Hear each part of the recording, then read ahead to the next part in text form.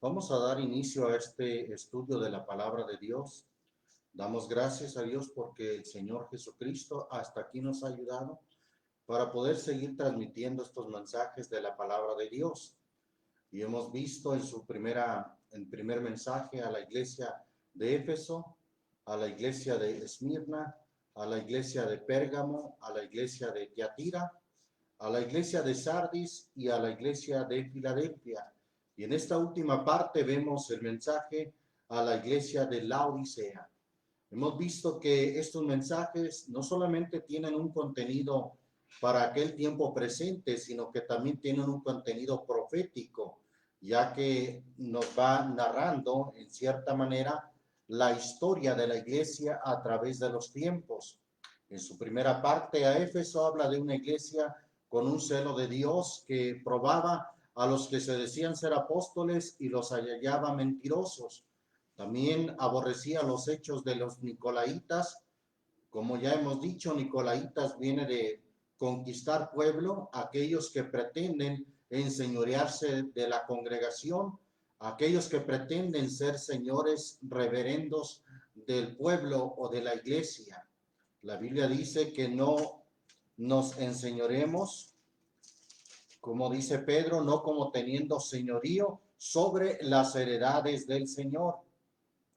Luego vino lo que es la iglesia de Esmirna, una iglesia que sufrió pobreza, tribulación y blasfemia o calumnia de los que se decían ser judíos y no lo eran, mas eran sinagoga de Satanás.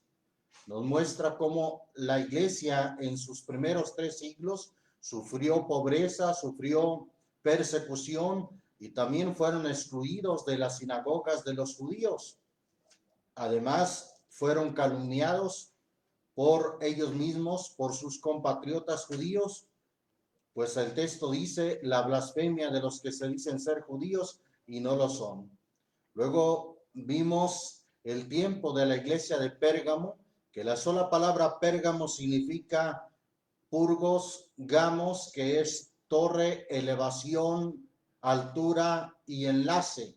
Es decir, es el tiempo en que los cristianos apóstatas se unieron con el Estado, es decir, con el Imperio Romano, y fueron elevados a una altura similar a la del César, a una altura con el gobierno, una posición social muy importante con el gobierno o el imperio de Roma, donde el Señor le dice, yo sé dónde moras, donde está el trono de Satanás.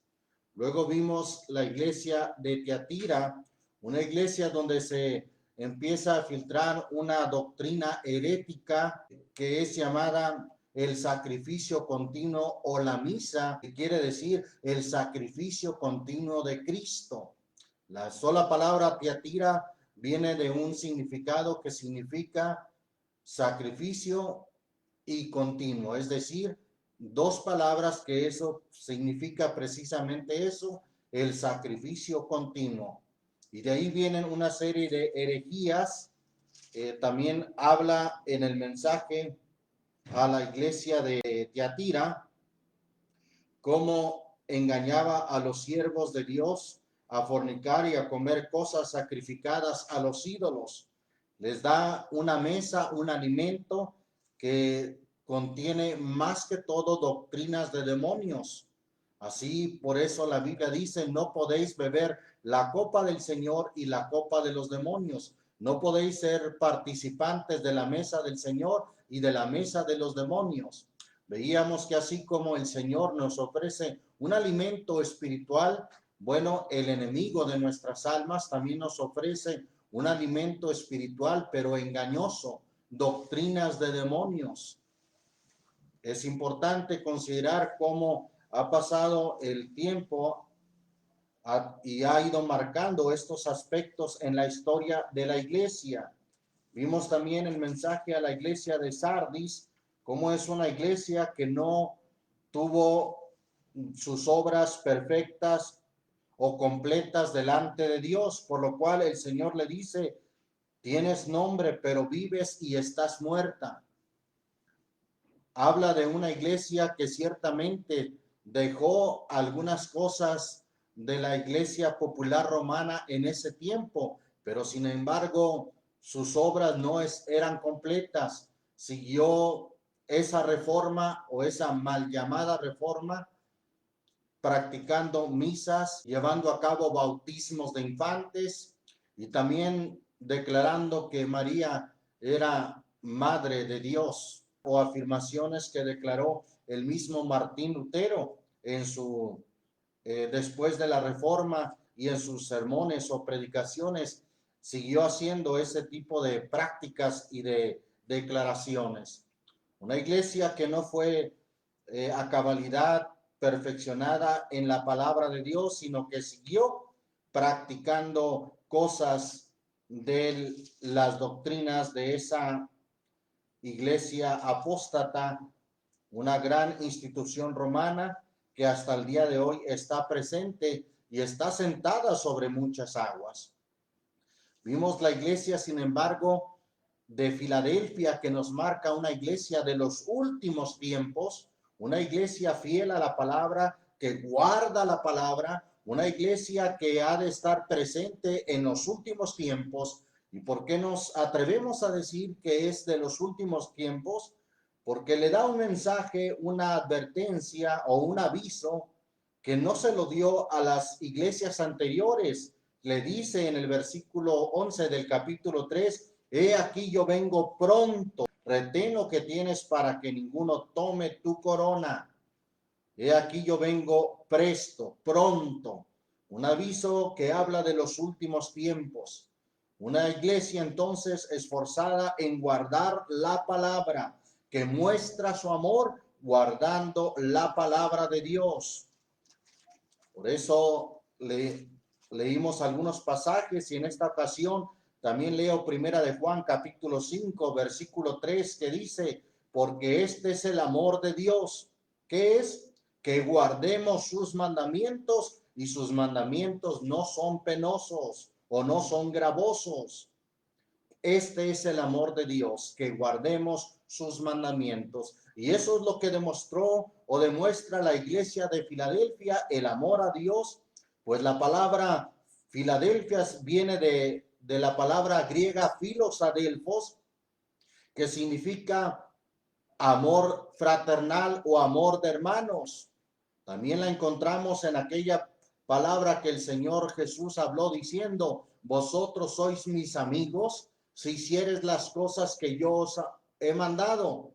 Es decir, tendremos un amor de amigos si ustedes hacen mi voluntad, si ustedes cumplen mi palabra. Y la iglesia de Filadelfia, el solo nombre significa eso, amor fraternal, un amor que lo demuestra guardando la palabra. Por eso el Señor le dice en el versículo 10 del capítulo 3, porque has guardado la palabra de mi paciencia. Ahí está una iglesia fiel en guardar la palabra de Dios. Pero también en los últimos tiempos se presenta la iglesia de la cual estaremos ocupándonos en esta ocasión, la iglesia de la Odisea, también de los últimos tiempos, pues a ella le dice, he aquí yo estoy a la puerta y llamo, es decir, yo ya estoy por entrar, yo ya estoy por venir. Por eso la Biblia dice que es menester que los cielos le retengan hasta la restauración de todas las cosas. Pero en este mensaje a la iglesia de la Odisea, él dice, yo ya estoy por entrar. He aquí yo estoy a la puerta y llamo. Bien, y vamos a ocuparnos de este mensaje a la Odisea primeramente en su aspecto histórico. Voy a leer unas notas de las cuales hice algunas anotaciones. Dice de la siguiente manera, la Odisea tuvo una economía muy próspera y floreciente en el primer siglo. Estaba ubicada en la mejor ruta comercial en sus días. Las mercancías venían de todo el mundo, convirtiendo su mercado muy rico y lujoso y pasando a ser el centro bancario de la región, tomando en cuenta que en aquel tiempo los valores bancarios eran en oro. Es decir, que en esa ciudad había mucho oro, era el centro bancario de la región. Sigue diciendo, sus textiles o telas eran hermosas y codiciadas por todo el mundo conocido de aquel entonces. Además, era conocida por ser el centro del colirio, una medicina para tratar problemas de los ojos. La gente venía desde muy lejos y de todas partes a comprar el colirio de ahí, de esa ciudad de la Odisea.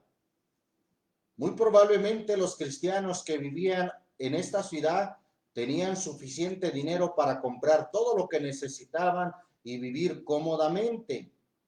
La economía era tan buena que cuando el terremoto devastó toda esa región en el año 17 después de Cristo o de nuestra era, la Odisea le dijo a Roma: gracias, pero no necesitamos tu ayuda. Podemos reconstruir por nosotros mismos la ciudad. Mientras que la Odisea era un buen lugar para vivir, tenía un gran problema. El agua era una gran desventaja. Lo que hacían era traer el agua de varios kilómetros de distancia. Construyeron una tubería enorme para traer el agua a la ciudad. El gran problema era que el sol candente de Asia Menor calentaba el agua de tal manera que cuando llegaba a la ciudad, llegaba tibia. No la podían usar ni para servirte un té helado ni caliente. Es decir, ni para servir una bebida caliente, ni para servir una bebida refrescante. Era un agua tibia. Peor aún, la fuente de donde provenía el agua estaba llena de minerales que le daban un sabor al agua horrible. Aún las pipas o tuberías que usaban se encuentran sedimentos, es decir, en las excavaciones que hay actualmente, hay excavaciones donde se encuentran esas tuberías y se encuentran sedimentos de minerales que hacían que el agua tuviera un mal sabor, que cuando aquellos que no la acostumbraban y la bebían por primera vez, la escupían. A diferencia de Colosas, la ciudad vecina, que obtenía el agua de las montañas, un agua refrescante y de buen sabor, que provenía del hielo que se derretía en las montañas. Y en el otro lado estaba la ciudad de Hierápolis, la otra ciudad vecina que tenía manantiales o fuentes de agua caliente, que la gente los usaba para sanar de enfermedades. La Odisea estaba a medias de esas dos ciudades con un agua realmente mala, era un agua tibia. Por eso es que el Señor les dice, tú te asemejas a esa agua tibia que ni eres fría ni caliente. Y además les menciona que él los vomita de su boca o la vomita de su boca como algo repugnante. Asemeja pues a esta iglesia como una iglesia tibia y podemos decir una iglesia repugnante. Es una severa reprensión, la mayor reprensión que el Señor hace en el mensaje a las iglesias fue precisamente a esta iglesia de la Odisea. Bien, vemos que quedan las ruinas de un teatro como un símbolo de la gran opulencia en la Odisea. Y no por el tamaño del teatro, sino porque había dos teatros para una ciudad de 40,000 habitantes, mientras que Éfeso, por ejemplo, con una población de 200,000 habitantes, solamente tenía un teatro. Eso nos habla de las riquezas o de la opulencia que tenía esta ciudad de la Odisea. Bien, pero vamos a dar lectura, capítulo 3 de Apocalipsis, versículo 14 en adelante. Dice: en el nombre del Señor Jesús, y escribe al ángel de la iglesia en la Odisea. He aquí dice el amén, el testigo fiel y verdadero, el principio de la creación de Dios. Antes de proseguir, también cabe mencionar que esa palabra laos, esa palabra laodicea, viene de dos raíces etimológicas. Laos, que viene de donde se deriva la palabra laicos, para referirse al pueblo. Y esa otra parte, dicea, que viene del griego dike, que significa derecho. Un pueblo, uniendo las dos palabras, pueblo de derechos o pueblo que reclama sus derechos. Eso nos dice mucho de la situación de esta iglesia Laodicea. Sigue diciendo la escritura en el versículo 15. Yo conozco tus obras, que ni eres frío ni caliente. Ojalá fueses frío o caliente, mas porque eres tibio y no frío ni caliente, te vomitaré de mi boca. El Señor entonces hace alusión precisamente al agua que tenía la iglesia o la ciudad de Laodicea, un agua repulsiva, un agua repugnante en sabor y también tibia, que no era buena ni para servirse un té caliente ni un té helado. Era un agua tibia y el Señor entonces los asemeja precisamente al agua que tenían en esta ciudad de Laodicea, un agua tibia y un tanto repugnante. El Señor los compara de esa manera y les dice, ojalá fueses frío o caliente, mas porque eres tibio y no frío ni caliente, te vomitaré de mi boca. Bien, qué importante entonces considerar qué es lo que quiere decir el Señor con esta reprensión a la iglesia. Muchos atribuyen que la tibieza o el ser caliente es ser cristiano con manifestaciones del espíritu que lo hacen ser explosivo, ser muy ferviente en el sentido de que brinca, danza, tiene supuestamente el fuego del Espíritu Santo y que la iglesia ardiente debe de mover en el fuego del Espíritu Santo, hablando lenguas extrañas, sacudiéndose y teniendo ese tipo de manifestaciones de tipo espiritual. Pero déjeme decirle que para nada, no se refiere a eso el fervor o el ser caliente, ya que hemos visto que hay personas que les pasa la emoción y son personas indiferentes, apáticas a la palabra de Dios o a la obediencia de la palabra de Dios. No son hombres o mujeres cristianos que obedecen la palabra de Dios, son solamente emocionalistas. Entonces es un error atribuir que ese es el ser caliente, que ese es el fervor, el manejar o el tener manifestaciones de ese tipo, que en realidad en ocasiones no son otra cosa más que manifestaciones de demonios operando en las personas, con manifestaciones de risa, con manifestaciones de borrachera, que para nada son bíblicas, que para nada encuadran en la escritura. Pero vamos a ver a qué se refiere a esa tibieza. Primera de Pedro capítulo 4, quiero mencionar ahí algo, como la escritura habla de tres grupos de personas. Primera de Pedro capítulo 4, versículo 18, dice en el nombre del Señor Jesús, y si el justo, ahí está el primer grupo, con dificultad se salva, ¿a dónde aparecerá el impío? Segundo grupo, y el pecador, tercer grupo. Hay entonces tres grupos de personas. Uno es el justo, el cristiano ferviente, el cristiano diligente en guardar la palabra de Dios, como sin duda lo fueron o lo son los hermanos de Filadelfia, que guardan la palabra de Dios. Hay el otro grupo que es el grupo de los impíos. Esto es un grupo que aparece en medio de entre los justos de los pecadores. Los pecadores son los que no han venido al conocimiento de la verdad, que están en el mundo viviendo en el pecado, practicando el pecado. Pero el impío es aquel que está en medio. Inclusive viene a la iglesia, se congrega en la iglesia, pero está en un punto medio. Vamos a ver cómo la Biblia habla de ellos. Por ejemplo, en el Salmo 73, quiero mencionar esto. Leemos ahí la escritura, Salmo 73, del 1 al 3 primeramente. Dice ahí la palabra de Dios: ciertamente bueno es Dios a Israel, a los limpios de corazón.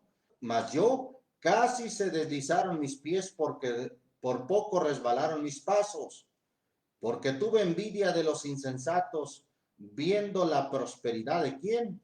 De los impíos. Los impíos son un grupo de personas que aparecen o han aparecido en la congregación y que son en cierta manera muy prósperos. Y la Biblia hace referencia de ellos precisamente en este mensaje a la iglesia de la Odisea, cuando no solamente le dice que eres tibio, sino también les dice: porque tú dices, yo soy rico y estoy enriquecido y no tengo necesidad de ninguna cosa.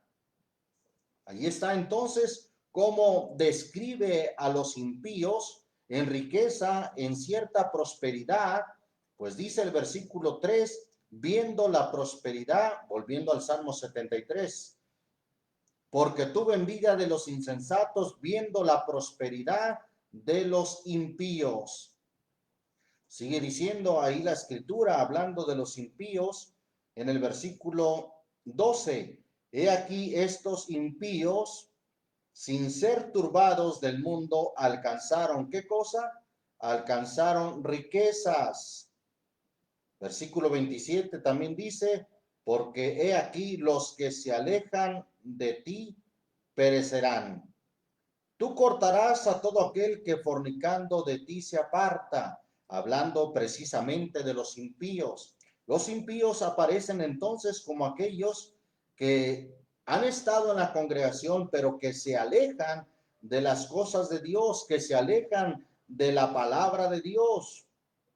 Por en cambio, siguen la prosperidad y, sin ser turbados del mundo, alcanzan riquezas. Bendito el nombre del Señor Jesús. Vean cómo la palabra de Dios entonces nos habla de los impíos. Quiero mencionar ahí también lo que dice la Escritura. Gloria a Dios, acerca de las riquezas que los impíos alcanzan. Vamos ahí al libro de Job, capítulo 20, versículo 5, dice: que la alegría de los impíos es breve. ¿De quién está hablando? Precisamente de los impíos. Dice que su alegría es breve y el gozo del hipócrita por un momento. Bien, sigue mencionando acerca de estos impíos, versículo 15. Devoró riquezas, mas vomitarálas de su vientre, las sacará Dios. Ahí está, devorando riquezas, dice, mas vomitarálas de su vientre, las sacará Dios. Hablando precisamente de los impíos. Job 21, libro de Job también nos dice en el capítulo 21, ahí en el versículo, gloria a Dios, Job 21, versículo 7. ¿Por qué viven los impíos y se envejecen y aún crecen en qué? En riquezas. Su simiente con ellos compuesta delante de ellos y sus renuevos delante de sus ojos. Sus casas seguras de temor, ni hay azote de Dios sobre ellos. Sus vacas conciben, no abortan. Paren sus vacas y no malogran su cría. Salen sus chiquitos como manada y sus hijos andan saltando.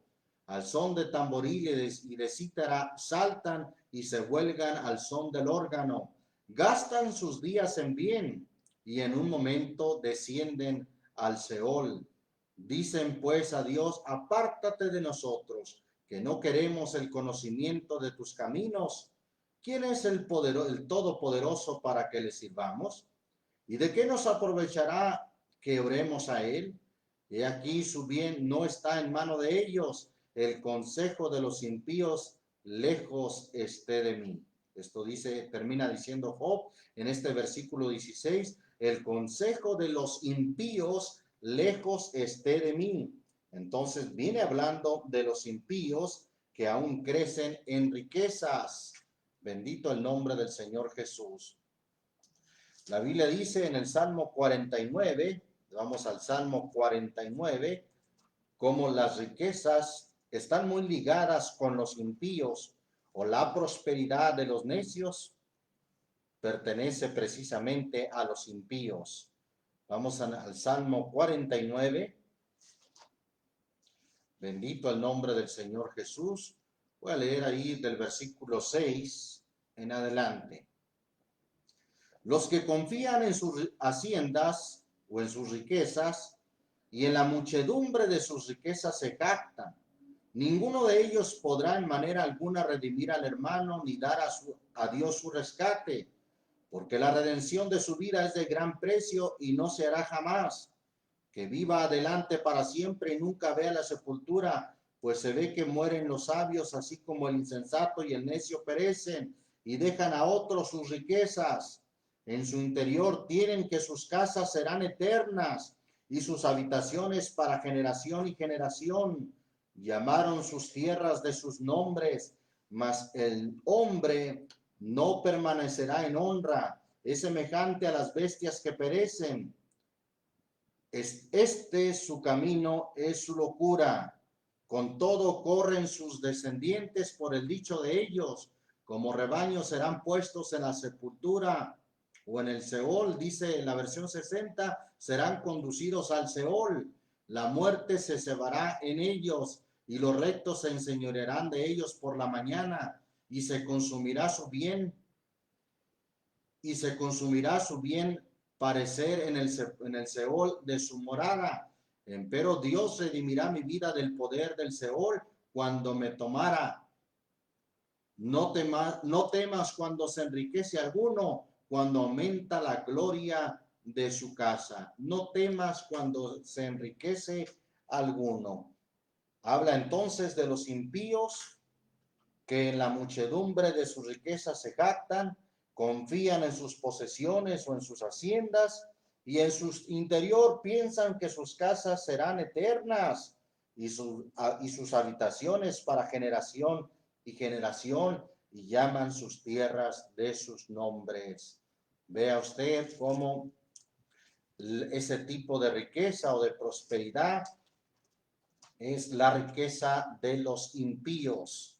Es una característica que menciona de los tibios o de la iglesia de la Odisea en su tibieza, que tú que dices que eres rico o soy rico, dice la iglesia de la Odisea, y no tengo necesidad de ninguna cosa.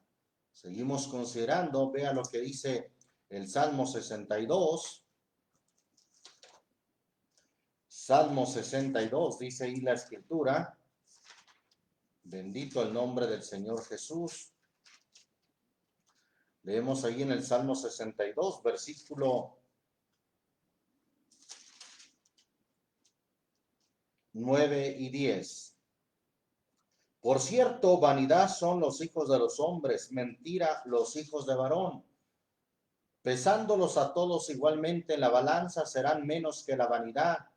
No confiéis en la violencia ni en la rapiña, no os envanezcáis. Si se aumentare la hacienda o las riquezas, no pongáis el corazón en ella. No pongáis el corazón en ellas. ¿En qué ellas? En las riquezas. Y los impíos suelen poner su corazón en las riquezas. Proverbios, vamos ahí al libro de los Proverbios, que tiene consejos muy acertados. Proverbios 11, dice ahí la palabra de Dios en el versículo 28. El que confía en sus riquezas caerá, mas los justos reverdecerán como ramos. El que confía en sus riquezas, ¿qué le pasará? caerá.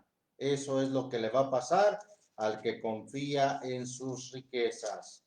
Proverbios 22, dice el versículo 1, de más estima es la buena fama que, ¿qué cosa? Que las muchas riquezas, y la buena gracia más que la plata y el oro. Es mejor la buena gracia, y en este caso podemos decir la gracia del Señor es mejor que el oro y la plata. Bendito el nombre del Señor Jesús. Por eso dice ahí la escritura en Proverbios capítulo 30, Proverbios 30, palabras de Agur, hijo de Jaque. Él dijo lo siguiente, versículo 7, dos cosas te he demandado, no me las niegues antes que muera. Vanidad y palabra mentirosa aparte de mí. No me des pobreza ni riquezas. Manténme del pan que he menester. No sea que me harte y te niegue y diga, ¿quién es el Señor? O no sea que siendo pobre hurte y blasfeme el nombre de mi Dios. Ahí está. Muchos al enriquecerse después dicen, ¿quién es el Señor? ¿Quién es Dios? Yo porque por mi inteligencia, por mi capacidad, he obtenido todo esto y confían en sus riquezas. Mire lo que dice Eclesiastés capítulo 4, versículo 8. Está un hombre solo y sin sucesor, que ni tiene hijo ni hermano, mas nunca cesa de trabajar, ni sus ojos se hartan de sus riquezas, ni se pregunta, ¿para quién trabajo yo y defraudo mi alma del bien? También esto es vanidad y duro trabajo. Sus ojos no se hartan de sus riquezas. Y no se pregunta, ¿para quién trabajo y defraudo mi alma del bien? Esto es vanidad. Bendito el nombre del Señor Jesús. Ahí mismo, capítulo 5 de Eclesiastés, versículo 13 dice, hay una trabajosa enfermedad que he visto debajo del sol, las riquezas guardadas de sus dueños para su mal. Una trabajosa enfermedad. Las riquezas guardadas, dice ahí, por sus dueños para su mal. Por eso, primera Timoteo nos dice en el capítulo 6, vamos a la primera carta a Timoteo, capítulo 6, en el versículo 9, en el nombre del Señor Jesús dice, porque los que quieren enriquecerse caen en tentación y lazo y en muchas codicias locas y dañosas que hunden a los hombres en perdición y muerte, porque el amor del dinero o al dinero es la raíz de todos los males, el cual codiciando algunos se descaminaron de la fe y fueron traspasados de muchos dolores. Por eso el versículo 17 dice, a los ricos de este siglo manda que no sean altivos, ni pongan la esperanza en la incertidumbre de las riquezas, sino en el Dios vivo, que nos da todas las cosas en abundancia de que gocemos. Que no sean altivos ni pongan la esperanza en la incertidumbre de las riquezas. Es muy incierto las riquezas de este mundo. Y los impíos caen precisamente en tentación y lazo, caen en muchas codicias locas y dañosas que hunden a los hombres en perdición y muerte. Bendito el nombre del Señor Jesús. Por eso el Señor Jesús dijo en Mateo 6:24, ninguno puede servir a dos señores, no podéis servir a Dios y a las riquezas. No se puede servir a dos señores, porque o aborrecerá al uno y amará al otro.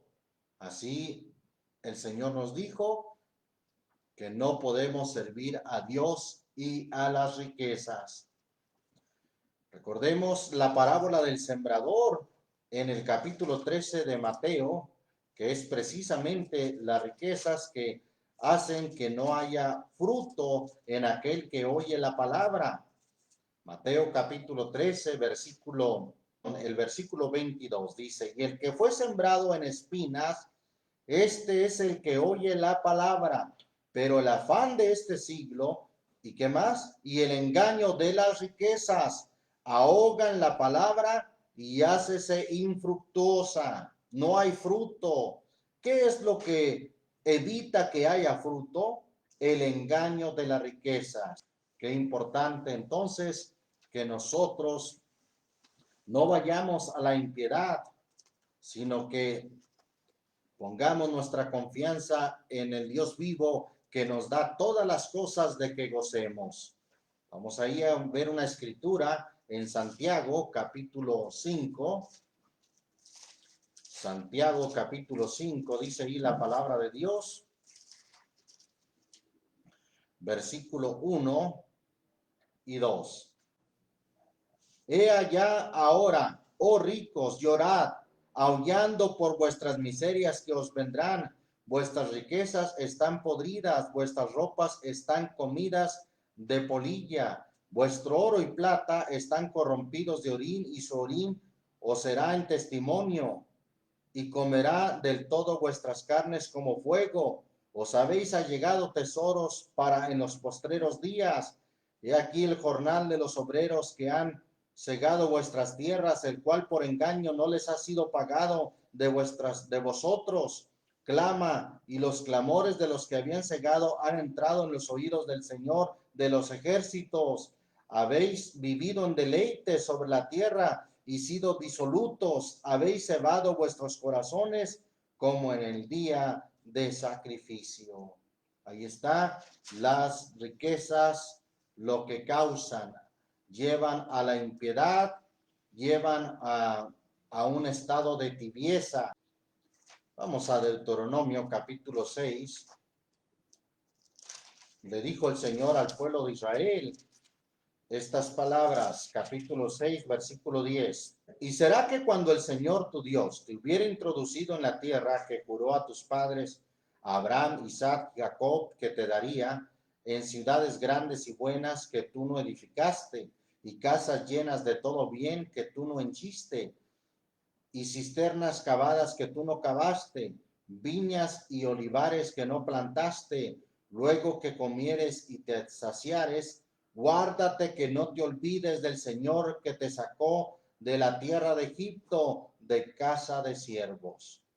En otras palabras, cuando te vieres prosperado en casas llenas de todo bien que tú no llenaste, con cisternas cavadas que tú no cavaste, viñas y olivares que tú no plantaste, cuando te vieras con todas esas cosas, riquezas, prosperado, el Señor da ahí una advertencia: guárdate que no te olvides del Señor tu Dios que te sacó de la tierra de Egipto. Qué importante es guardarnos de no olvidarnos del Señor. Aun cuando venga prosperidad, aun cuando venga riqueza, qué importante no olvidarnos del Señor y poner nuestra confianza en las riquezas. Y eso es precisamente lo que le pasó o lo que le pasa aún en tiempo presente a la iglesia de la Odisea, que están en un estado de tibieza y que además dicen: yo soy rico y estoy enriquecido y no tengo necesidad de ninguna cosa. Y no conoces, dice el versículo 17 de Apocalipsis 3, no conoces que eres un cuitado y miserable y pobre y ciego y desnudo. Dice el Señor: yo te amonesto que de mí compres oro afinado en fuego para que seas hecho rico, es decir, para que seas verdaderamente rico, rico en Dios, y seas vestido de vestiduras blancas para que no se descubra la vergüenza de tu desnudez, y unge tus ojos con colirio para que veas. Hemos dicho que históricamente la ciudad de la Odisea era un centro donde se conseguía un buen colirio para poder aliviar los ojos de muchas enfermedades. Bien, pues, pero ahora el Señor nos ofrece un mejor colirio, y el Señor dice: para que veas, para que verdaderamente veas, para que veamos que sobre todo las cosas espirituales, las cosas que tienen un valor más o mayor que las cosas materiales. El Salmo 19, versículo 7 dice, la ley del Señor es perfecta que vuelve el alma. El testimonio del Señor fiel que hace sabio al sencillo. Y el versículo 8 dice, los mandamientos del Señor son rectos, que alegran el corazón. Sigo leyendo como dice el texto. Estoy mencionando el Salmo 19, versículo 8. Los mandamientos del Señor son rectos, que alegran el corazón. El precepto del Señor puro, que ¿qué hace? Que alumbra los ojos. ¿Qué es lo que alumbra los ojos? El precepto del Señor, la palabra del Señor, es ese colirio que puede alumbrar nuestros ojos. Segunda carta del apóstol Pedro, mire lo que el Señor le dice, o lo que el Señor dice a través del apóstol Pedro en su segunda carta a la iglesia en general. Segunda de Pedro, capítulo 1, versículo 5 al 9, dice en el nombre del Señor Jesús, vosotros también poniendo toda diligencia por esto mismo, mostrad en vuestra fe virtud, y en la virtud ciencia, y en la ciencia templanza, y en la templanza paciencia, y en la paciencia temor de Dios, y en el temor de Dios amor fraternal, y en el amor fraternal amor. Porque si en vosotros hay estas cosas y abundan, no os dejarán estar ociosos ni estériles en el conocimiento de nuestro Señor Jesucristo. Mas el que no tiene estas cosas es ciego y tiene la vista muy corta, habiendo olvidado la purificación de sus antiguos pecados. El texto está hablando de una ceguera espiritual o de un mal en la vista espiritualmente. El que no tiene estas cosas es ciego y tiene la vista muy corta. Por eso el Señor nos dice, yo te amonesto, que de mí compres oro afinado en fuego, y también dice, y unge tus ojos con colirio para que veas. Ese colirio que viene de la palabra de Dios. Bendito el nombre del Señor Jesús. El Salmo 13, mire lo que dice. Versículo 3, mira, óyeme, Señor Dios mío, alumbra mis ojos porque no duerma en muerte. El único que puede alumbrar, sanar nuestra vista espiritual es nuestro Dios. Alumbra mis ojos porque no duerma en muerte. Es decir, que si nuestros ojos no son alumbrados y podemos ver su luz, podemos morir. Hablando en el sentido espiritual, podemos ser condenados. Bendito el nombre del Señor Jesús. Efesios capítulo 1 también nos habla de esos ojos que tienen que ser sanados. Si hay ceguera espiritual o si la vista está muy corta, que no podemos ver las cosas de arriba. Mira lo que dice Efesios capítulo 1. Dice en el versículo 17 y 18, que el Dios del Señor nuestro Jesucristo, el Padre de gloria, os dé espíritu de sabiduría y de revelación para su conocimiento, alumbrando, ¿qué cosa? Los ojos de vuestro entendimiento, alumbrando, dando luz a los ojos para que podamos ver. Ahí dice el texto, ¿para qué? Para que sepáis cuál es la esperanza de su vocación o de su llamamiento y cuáles las riquezas de la gloria de su herencia en los santos. Quiere decir que viendo espiritualmente, ungiendo nuestros ojos con colirio, podemos apreciar y ver las verdaderas riquezas que hay en Cristo Jesús, las riquezas de la gloria de su herencia en los santos. Segunda carta a los Corintios, capítulo 4. Dice ahí la escritura en el versículo 18. Cuando nuestros ojos son alumbrados espiritualmente, son sanados por el colirio espiritual de Dios, dice el versículo 18, no mirando nosotros a las cosas que se ven, sino a las que no se ven, porque las cosas que se ven son temporales, mas las que no se ven son eternas.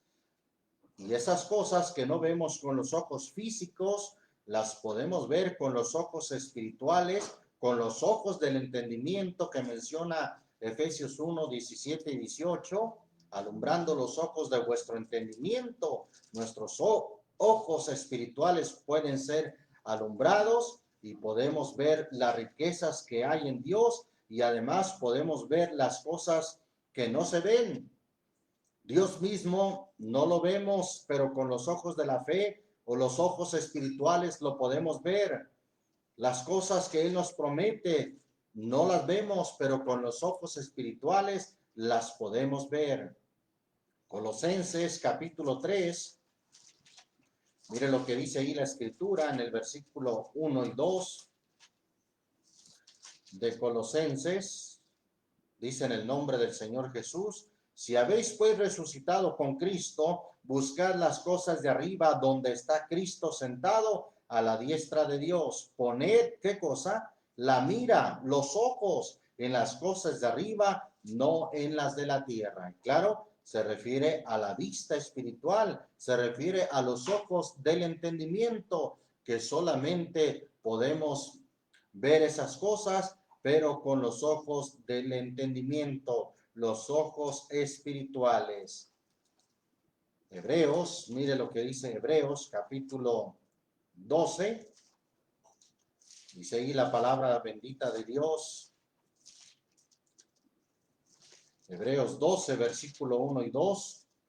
Por tanto, nosotros también, teniendo en derredor nuestro una tan grande nube de testigos, dejando todo el peso del pecado que nos rodea, corramos con paciencia la carrera que nos es propuesta, puesto los ojos espirituales, ¿en quién? En el autor y consumador de la fe, en Jesús, al cual, habiéndole sido propuesto gozo, sufrió la cruz, menospreciando la vergüenza, y sentóse a la diestra del trono de Dios, puesto los ojos en Jesús. Y eso solamente puede ser con los ojos espirituales. Hebreos, ahí mismo, en el capítulo 11, bendito el nombre del Señor Jesús, versículo 13. Conforme a la fe murieron todos estos, hablando de los hombres de Dios, los antiguos, los patriarcas. Conforme a la fe murieron todos estos sin haber recibido las promesas, sino mirándolas de lejos. Óigalo bien, mirándolas de lejos y creyéndolas y saludándolas y confesando que eran peregrinos y advenedizos sobre la tierra.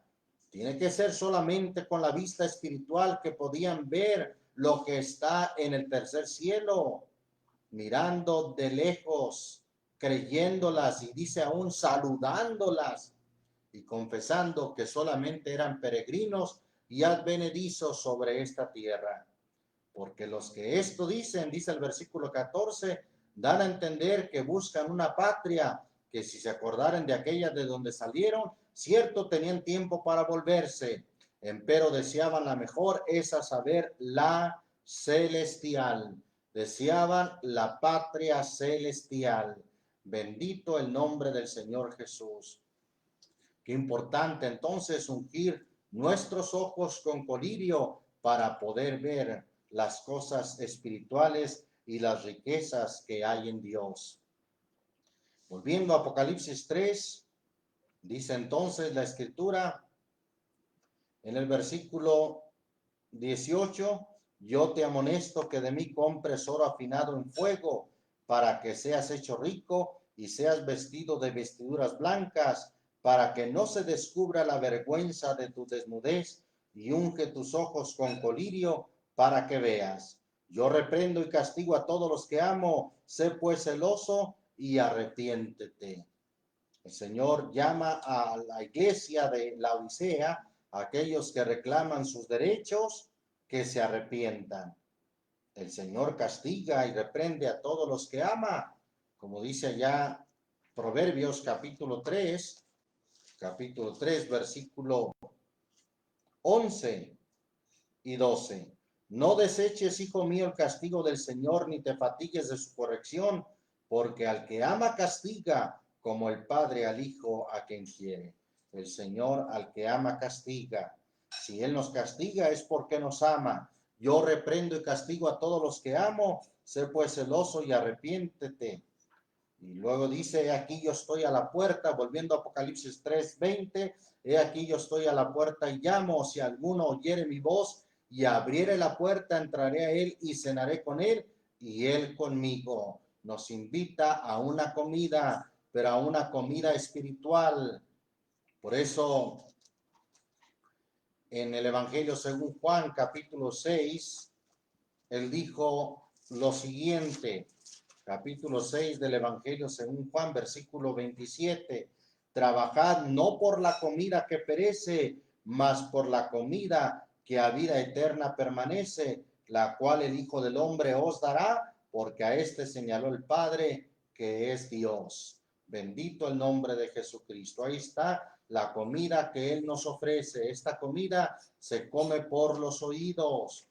Por eso Isaías 55 nos dice en el versículo 1 al 3, a todos los sedientos venid a las aguas, y los que no tienen dinero, venid, comprad y comed. Venid, comprad sin dinero y sin precio vino y leche.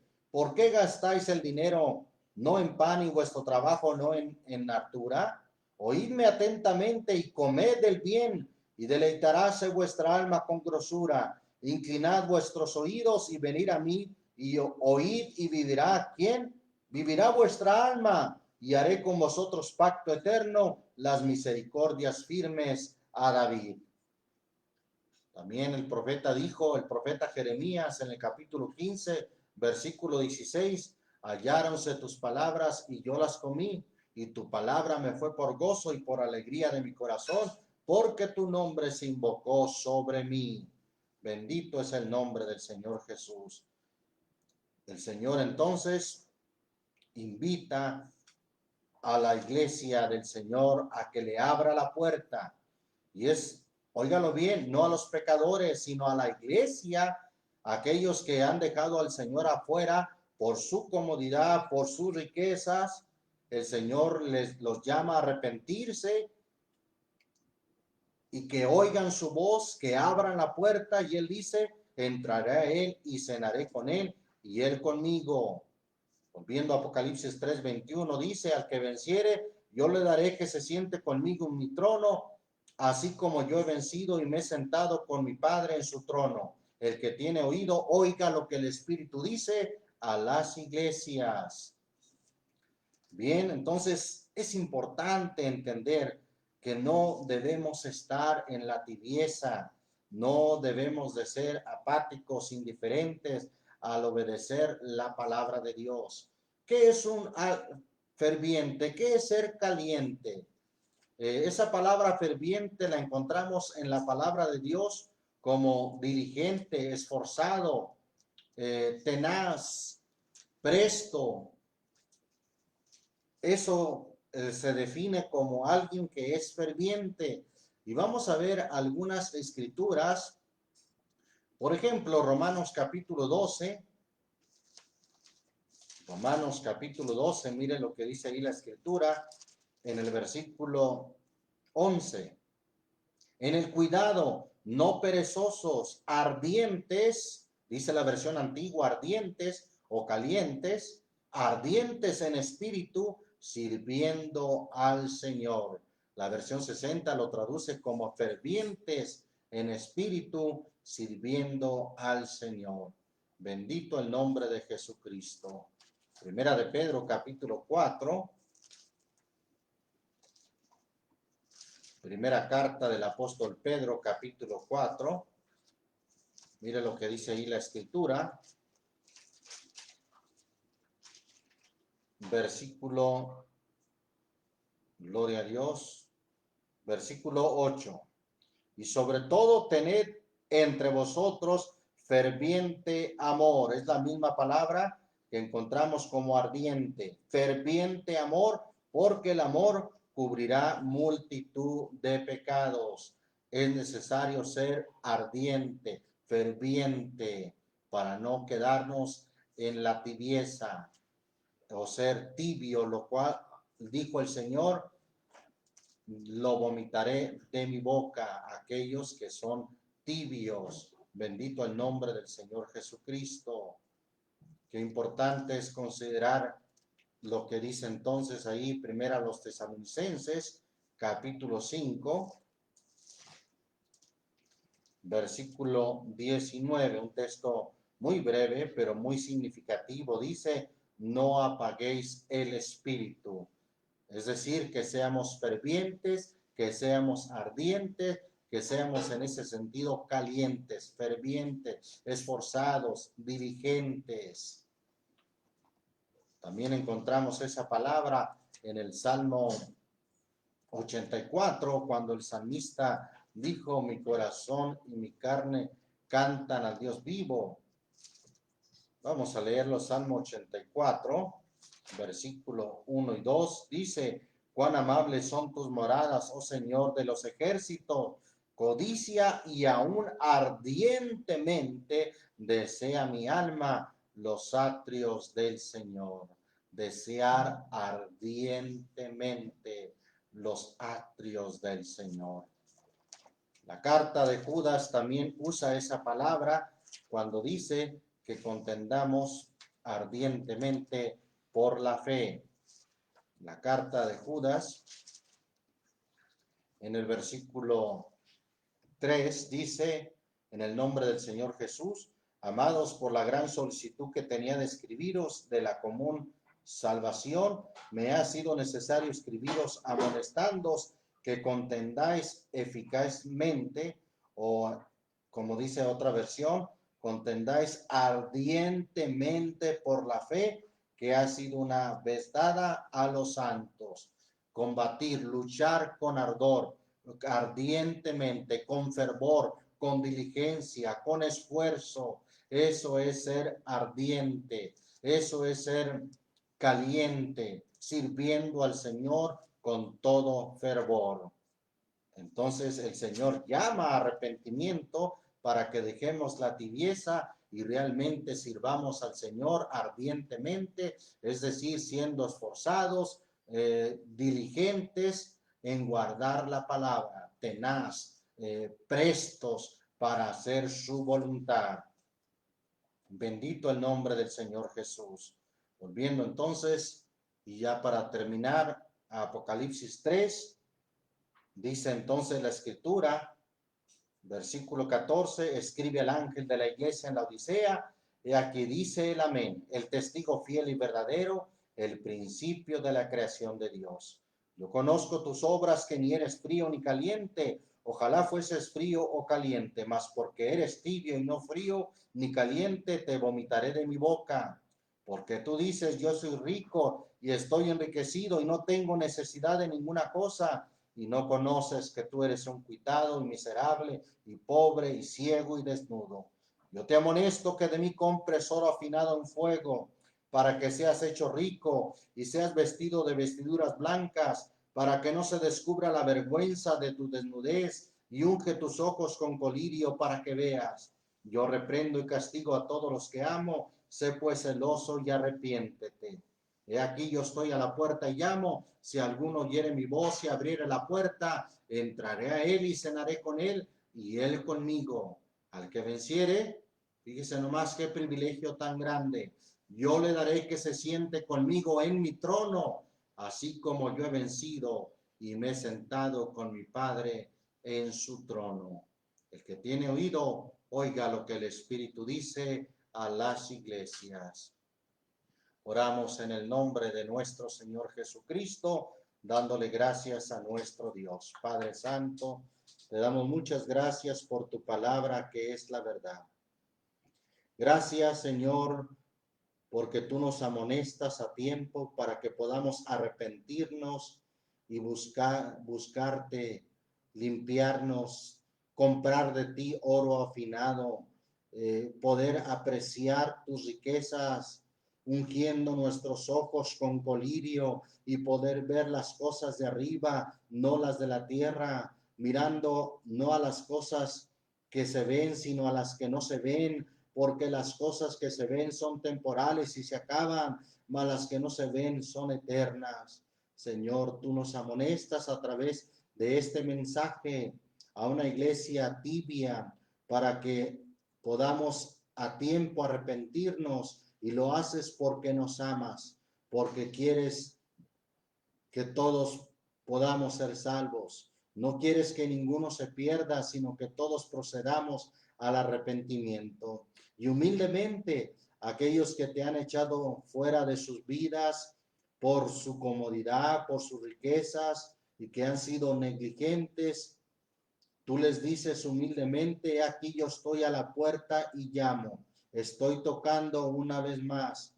Si alguno oyere mi voz y abriere la puerta, entraré a él y cenaré con él y él conmigo. Es decir, tendrás comunión con aquel que abre, que oye la voz y abre la puerta de su corazón.